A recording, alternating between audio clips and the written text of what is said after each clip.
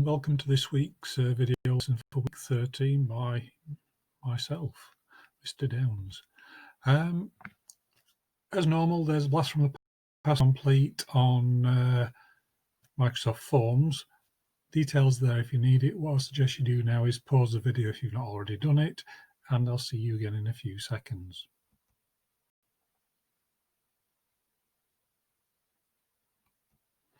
Okay, so here we go. This week we're going to re-look at file types and just make sure that everybody is comfortable with what we're on about. So as you can see from the mark scheme, and this refers to whether you're doing R085, R082, R087, etc., you have to be able to identify file types and formats which are appropriate or consistently appropriate to digital graphics. Now, digital graphics can be anything from image, video files. We sometimes deals, but we don't class them as a graphic. So those are sort of things that we're looking at, and we're going to discuss some of those during this video. So we've got different sorry about that, bit of a pause. We've got different file types. You've got JPEG, which is most commonly used in most digital cameras, your mobile phones, etc. They are compressed graphic file size files, which obviously means the quality is okay, could be better, but obviously it's compressed so it doesn't take as much space upon your memory stick or other devices. PNG, you've obviously used these in class more commonly with something called Fireworks, where we use it for editing different graphics. The benefit of PNG graphics is they can be lossy or lossless compression, which we'll discuss a little bit later, but it also allows that transparency in the background so you can get rid of areas that you don't want. GIF, or GIF as some people try to say now, is either a very small file image, or it can be classed as an animation, which plays individual files in a sequence. Very popular on social media, can be poor quality, but they are quite useful if you're going to use things like thumbnails on websites. A TIFF image, this is more often used when you are creating a good graphic for posters, big banners that need a lot of detail. They're normally compressed or uncompressed, which means obviously lossy or loss compression, but more often than not, TIFF is a lossless compression, which means it doesn't lose any quality when the file is saved. Next one, a bitmap. You've heard of bitmaps, but these are tending to be phased out a little bit. When you take a photograph with a digital camera, initially the image is captured using a bitmap, which means it stores individual pixels of you take. There's many tiny pixels. These can have realistically 6.5 in color per individual pixel, and you can edit in each individual pixel, as I know some of you have tried to do in the past, especially when you get those really blocky pictures when you've zoomed in on something.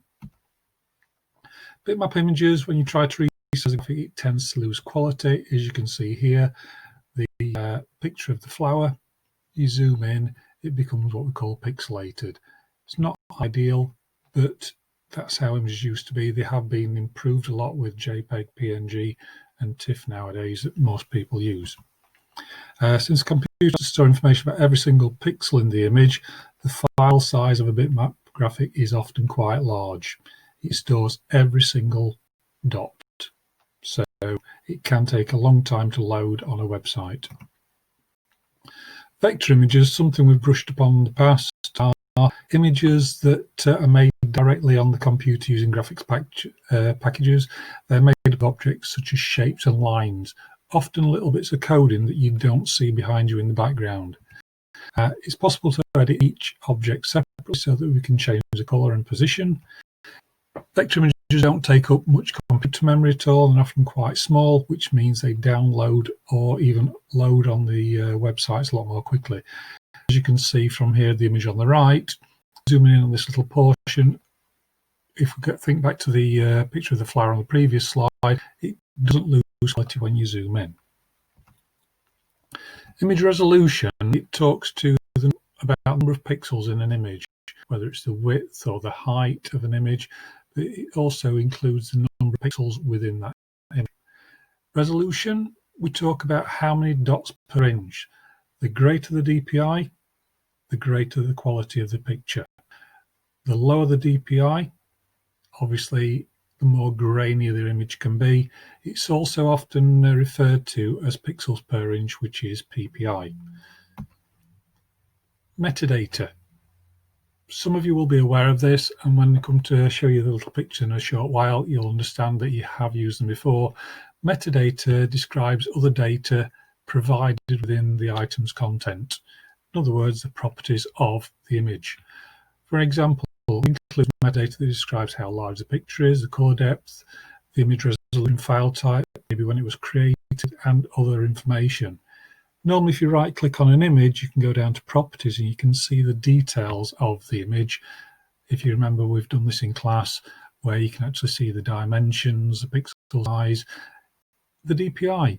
DPI 96, it's not overly great, but as you can see from this picture in the top right corner, there's not a lot of detail in there, so the quality is good enough. The right-hand side, it shows you when the image was created, what the file size is, so you know roughly how long it'll take to load and how much storage space is needed to keep the item. Compression, I mentioned earlier that there was two types, lossless and lossy compression. Lossless does not lose any of the pixels when the file is compressed. Lossy compression does. Now I've attached a video file that goes into more detail. It's on YouTube. If you want to click the link on Show My Homework, it does go into a lot more detail about lossy and lossless compression and also some of the other things that we've discussed here. So with that in mind, there's a task for you on Show My Homework to do. It's 2 or 3 slides on a Word document or a PDF file. Have a go at answering the questions. It's all related to what you've just seen. Thank you, and I'll see you soon.